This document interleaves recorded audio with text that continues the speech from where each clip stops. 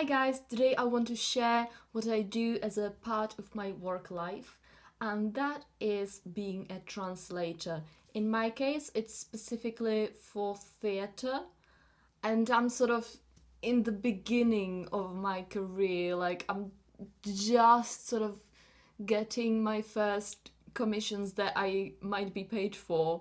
I'm still not an expert. Hopefully this will still give you an idea of how translating works. I know this is quite a niche topic, but since you are watching this video, there is a chance that you might speak more than one language, just as I do.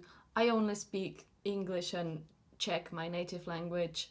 I learned German and I'm terrible. So even if you just have your native language and English, you can do a lot with that. I personally discovered that translating is something that really fulfills me. I love that it's creative in a way, but not too much, because I'm not really an author myself. I don't have a million great ideas. I sort of like to follow what someone else wants me to do, but still inject some of my own creativity. And translating is an activity that exactly allows me to do this. I'm in a country where most of what's performed are translated works. We do a lot of classics. We don't really have that many contemporary authors. So there are a lot of translators. Pretty much anyone can do it. Getting your work staged is another matter. There are like databases of all the plays that are available, and not everything gets produced.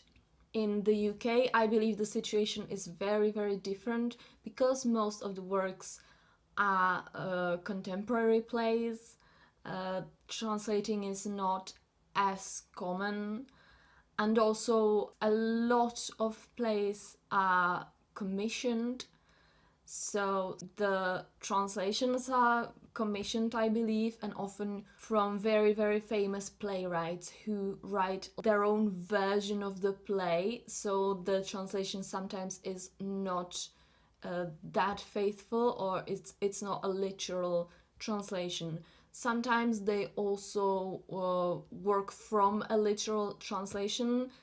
If it's like David Hare translating Henrik Ibsen, like he doesn't speak Danish or whatever language the plays are in. In the Czech Republic, working from a literal translation is not very common because that person speaking that language might as well translate the play. We don't have those big names who sort of put their own take on it.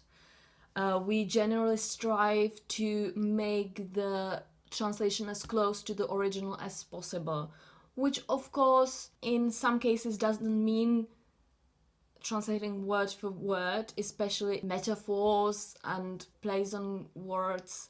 Basically, what you aim for is being as close as possible in what the text does, what the text conveys, the tone of it.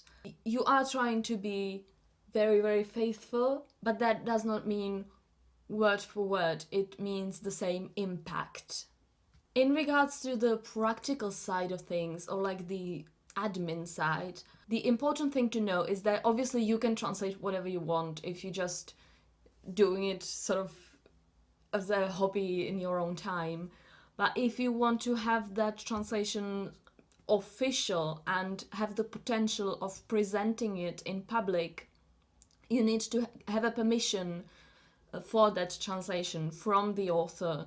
That's something an agent would help you with. I've never tried getting that permission myself. I just don't really know how that works. Then that agent, if you have one, will be offering your translations to the theatres, which might have some success, but I don't really know. It's always best to have some contacts and to send it out directly to the dramaturgs or literary advisors, people who read and pick the texts. At the moment, I'm translating a straight play for someone I know and a musical for someone else I know. Even if you don't know anyone, it might be a good idea to just send out your work to theatres that you feel would be appropriate for that particular play.